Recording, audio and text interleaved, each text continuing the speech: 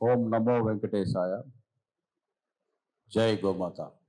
గత 5 రోజులుగా తిరుమల తిరుపతి దేవస్థానంలో స్వామివారికి నివేదిస్తున్నటువంటి నైవేద్యాల గురించి ఈరోజు ఈ పత్రికా సమావేశాన్ని ఏర్పాటు చేయడం జరిగింది. లడ్డు గురించి అయితే ప్రపంచవ్యాప్తంగా కూడా పెద్ద ఎత్తున చర్చ జరుగుతుంది. ఇంకా చాలామంది శ్రీవారి భక్తులు ఆ షాక్లో నుండి ఇంకా కోలుకోలేనటువంటి పరిస్థితిలో ఉన్నారు. సరే, ఏదైనా బట్టికి ఆ 7 కొండల స్వామి 7 పదుల వయసులో ఉన్నటువంటి శ్రీ నారా చంద్రబాబు నాయుడు గారికి 4 సార్లు ముఖ్యమంత్రిగా అవకాశం రావడం, 2 సార్లు కేంద్రంలో చక్రం తిప్పేటువంటి మహాభాగ్యాన్ని కూడా చంద్రబాబు నాయుడు గారికి ఆ స్వామివారు దక్కించారు. ఆశీస్సులు నిండుగా ఉన్నాయి. పునర్జన్మించినటువంటి శ్రీ నారా చంద్రబాబు నాయుడు గారు ఏ తప్పు చేయకూడదు అనే ఉద్దేశంతోనే ఈరోజు ఈ పత్రికా సమావేశాన్ని ఏర్పాటు చేయడం జరిగింది. ఒకవైపు కల్తీ నెయ్యితోని లడ్డూలని తయారు చేయడం వల్ల చాలామంది శ్రీవారి భక్తులు అయోమయానికి గురై వారి సెంటిమెంట్స్ మీద పెద్ద ఎత్తున బాధ కలిగించేటువంటి విషయాన్ని మనం గమనిస్తున్నాం. ఈరోజు ఒక ముఖ్యమైన విషయం ఏమిటంటే, మనం తిరుమలలో తీసుకొస్తున్నటువంటి నందిని నెయ్యిని కర్ణాటక ముఖ్యమంత్రి గారు ఆ కంటైనర్ని ప్రారంభిస్తున్నటువంటి ఫోటోను కూడా ఈ ఫ్లెక్స్లో మనం చూడవచ్చు. చాలా క్లియర్గా నందిని లోగోలో కూడా ఉన్నది, మీరు పైన చూడవచ్చు. నందిని లోగోలో కనిపిస్తున్నటువంటి ఆ సంకర జాతి గోవు మన దేశవాళీ గోవు కాదు అన్నటువంటి విషయాన్ని శ్రీ నారా చంద్రబాబు నాయుడు గారికి తెలియజేస్తున్నాం.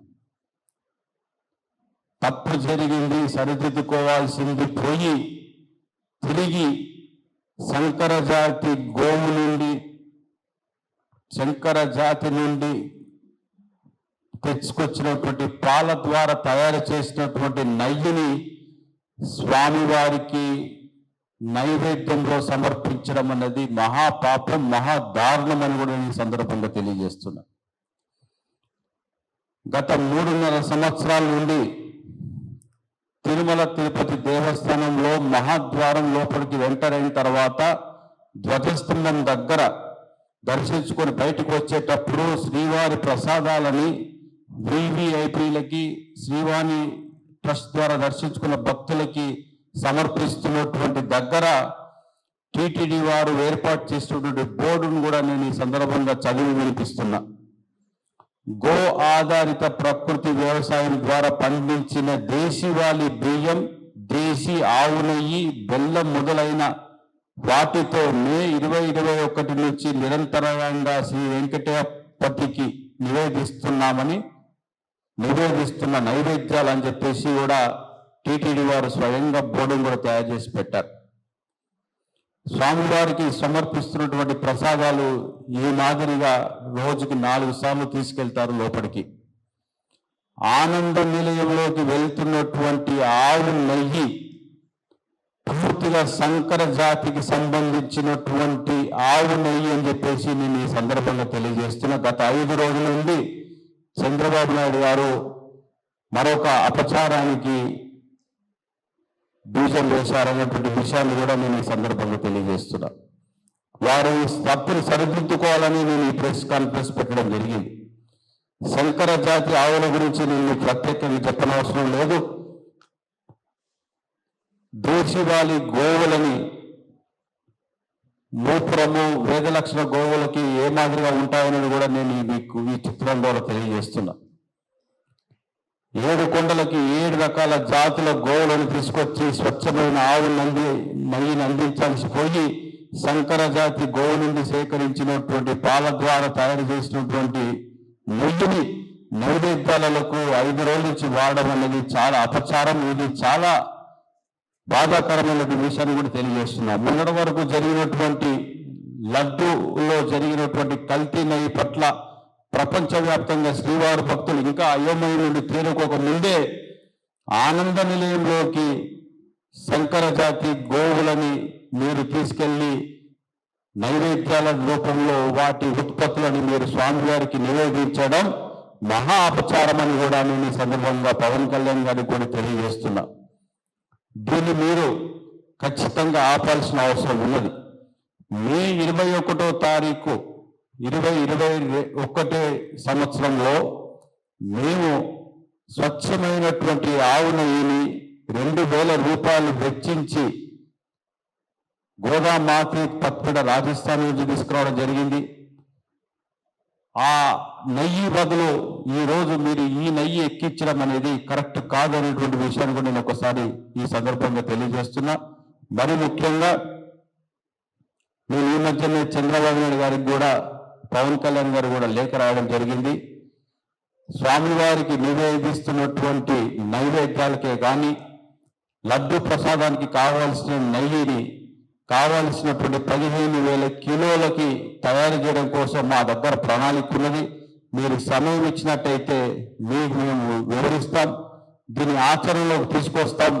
దశల వారీగా లడ్డుని నాణ్యతని పెంచుతూ భక్తులకి స్పష్టమైనటువంటి ఆవు నెయ్యితోని దేశవాళీ ఆవు నెయ్యితో తయారు చేసిన లడ్డు ప్రసాదాన్ని విక్రయించాలని కూడా మేము ఏర్పాటు చేయగలుగుతామని కూడా మీ దృష్టికి తీసుకొచ్చాం. కానీ మీ నుండి ఎటువంటి స్పందన రాదు ఇప్పటివరకు. తిరుమల తిరుపతి దేవస్థానం 2021లో ఒక కమిటీని కూడా కాన్స్టిట్యూట్ చేసింది ప్రసాదాల పట్ల. ఈ ప్రసాదాల నివేదికను కూడా టీటీడీ వారికి సమర్పిస్తే ఇప్పటి వరకు కూడా టీటీడీ అధికారులు అక్కడ ఉన్నటువంటి ఈవో అడిషనల్ ఈవో వారు దీనిపైన శ్రద్ధ వహించకపోవడం కూడా ఈరోజు ఈ పరిస్థితి వచ్చిందని చెప్పేసి కూడా నేను ఈ సందర్భంగా తెలియజేస్తున్నా. ఆ రోజు దేశవాళీ ఆవు నెయ్యి గోవిందునికి గో ఆధారిత నైవేద్యం ఎలా ఉపయోగించాలి, ప్రసాదాలకు ఎలాంటి నెయ్యి వాడాలనేటువంటి విషయాన్ని కూడా చాలా డీటెయిల్గా ఇన్ని పేజీల రిపోర్ట్ని టీటీడీ వారికి సమర్పిస్తే వారు పట్టించుకోకపోవడం కూడా ఈ రోజు ఇంత పెద్ద అపచారం జరిగిందన్నటువంటి విషయాన్ని కూడా నేను మీ ద్వారా అందరికీ కూడా తెలియజేస్తున్నా.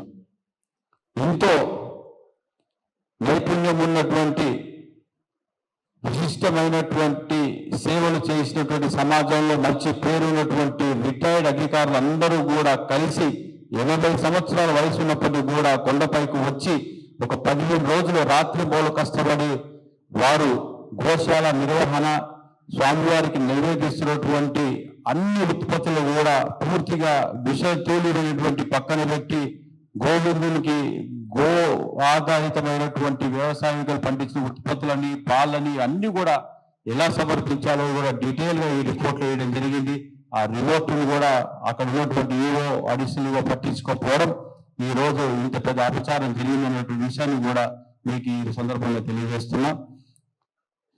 ఒక బాధాకరమైన విషయం ఏంటంటే తిరుమల తిరుపతి దేవస్థానం ఇంత వ్యవస్థ పెట్టుకొని కూడా 5,000 కోట్లు యాన్యువల్ బడ్జెట్ ఉన్నప్పటికీ కూడా రోజుకి 30 కిలోల నెయ్యిని కూడా తయారు చేసుకోలేనటువంటి పరిస్థితి ఉన్నదంటే ఇది చాలా దారుణమైనటువంటి విషయాన్ని కూడా నేను గంభీరంగా తెలియజేస్తున్నా. ఒక దాత తన జీవితకాలం ఈ కలియుగం అంతరించే వరకు నేను 1,00,000 రూపాయలు రోజుకు నేను స్వామివారికి సమర్పిస్తానని ముందుకు వచ్చి గత 3.5 సంవత్సరాలుగా తను ఇస్తున్నటువంటి 1,00,000 రూపాయలు రోజువారీగా స్వామివారికి ఆనంద నిలయంలోకి వెళ్తున్నటువంటి ప్రసాదాలకి వాడుతున్నటువంటి దానికి కూడా ఇప్పుడు ఉన్నటువంటి అధికారులు చెక్ పెట్టడం అనేది చాలా దారుణం. భక్తుల మనోభావాలని శ్రీవారి పట్ల భక్తి శ్రద్ధలతో సమర్పిస్తున్నటువంటి ప్రతి రూపాయి కూడా స్వామివారికి చెందుతున్నటువంటి నమ్మకాన్ని కూడా మీరు ఒమ్ము చేసి ఆ దాతని ఈరోజు మీరు దూరం చేయడం పట్ల చాలా బాధాకరమైన విషయాన్ని కూడా ఈ సందర్భంగా తెలియజేస్తున్నా. తాను చాలా బాధపడుతున్నాడు దాత. నేను రోజు 1,00,000 రూపాయలు స్వామివారు సమర్పిస్తున్నా, దాంతో దేశవాళీ ఆవు నెయ్యి దేశీ గో ఆధారిత ఉత్పత్తులని స్వామివారికి నైవేద్యంలో సమర్పించేటువంటి భాగ్యాన్ని కలిగించాడని 3.5 సంవత్సరాలు ఆనందంగా ముందుకు వెళ్తున్నటువంటి ఈ యొక్క పథకాన్ని 5 రోజుల నుండి ఆనంద నిలయంలోకి విషతూరమైనటువంటి నెయ్యిని ఉత్పత్తులని స్వామివారికి నివేదించడం చాలా అపచారమని తాను ఎంతో కుమిలిపోతున్నాడు ఆ దాత. టీటీడీ ఈఓని కలిసినా జేఈఓని కలిసినా కూడా తనకు ఎటువంటి ఫలితం లేకపోవడం పట్ల తాను నాకు ఫోన్ చేసి తన బాధను కూడా వెళ్ళబుచ్చుకున్నాడని కూడా ఈ సందర్భంగా తెలియజేస్తున్నా.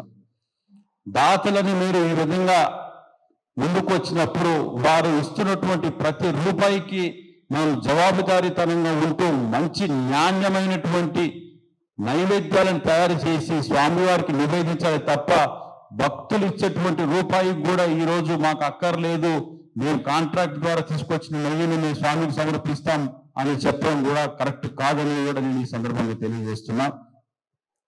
ఈరోజు తిరుమలలో పనిచేస్తున్నటువంటి ఈఓ జేఈఓ ఆ దాత పలుసార్లు కలిసినప్పటికీ కూడా వారు సరిగ్గా స్పందించకపోవడం, చూస్తాం చేస్తామని చెప్పడం వల్ల కూడా ఈరోజు తీవ్ర ఆవేదనకు గురవుతున్నాడు. తిరుమల తిరుపతి దేవస్థానానికి రోజు ₹1,00,000 ఇచ్చేటువంటి దాత. ఇప్పటికైనా చంద్రబాబు నాయుడు గారి దృష్టికి ఈ సమస్య తీసుకెళ్ళాలి. నైవేద్యం కోసం ప్రత్యేకంగా తయారు చేసినటువంటి గో ఆధారిత వ్యవసాయం సంబంధించినటువంటి ద్వారా వచ్చినటువంటి ఉత్పత్తులన్నీ స్వచ్ఛమైన ఆవు నెయ్యిని మాత్రమే స్వామికి సమర్పించే విధంగా ఏర్పాట్లు చేయాలని కూడా నేను సందర్భంగా తెలియజేస్తున్నా. పూజారులు కూడా అక్కడ పనిచేస్తున్నటువంటి ఈఓకి జేఈఓలకి భయపడి చాలా విషయాలు వాళ్ళ అధికారులకు చెప్పకపోవడం కూడా బాధాకరం. తిరుమల తిరుపతి దేవస్థానంలో మీరు ఆనంద నిలయానికి వెళుతున్నప్పుడు అగ్ని ద్వారా మీరు వెళ్తున్నటువంటి దారిని మొత్తం కూడా ఎటువంటి నీడ పడకుండా చాలా శుద్ధితో మీరు ఆనంద నిలయంలోకి వెళ్తారు. అలాంటి మీరు ఇంత అపవిత్రమంగా జరుగుతున్నటువంటి ఈ పనికి మీరందరూ కూడా మాట్లాడాలి, మీరు నోరు విప్పాలి. మీరు చెప్పకపోతే ఇది ఎలా తెలుస్తుందని కూడా నేను పూజారిని ప్రశ్నిస్తున్నా. నైవేద్యాల్లో కలుషితంగా స్వామివారు సమర్పించడం మంచిది కాదు. రాబోయే రోజుల్లో ఇది పెద్ద ఎత్తున ఆంధ్రప్రదేశ్లో ఒక శుభం జరగాల్సింది. ప్రకృతి విపత్తులు మరింత పెరిగేటువంటి అవకాశాలు కూడా ఉన్నాయి. వీటిని అన్నింటినీ మనం సమస్యలను పరిష్కరించాలి.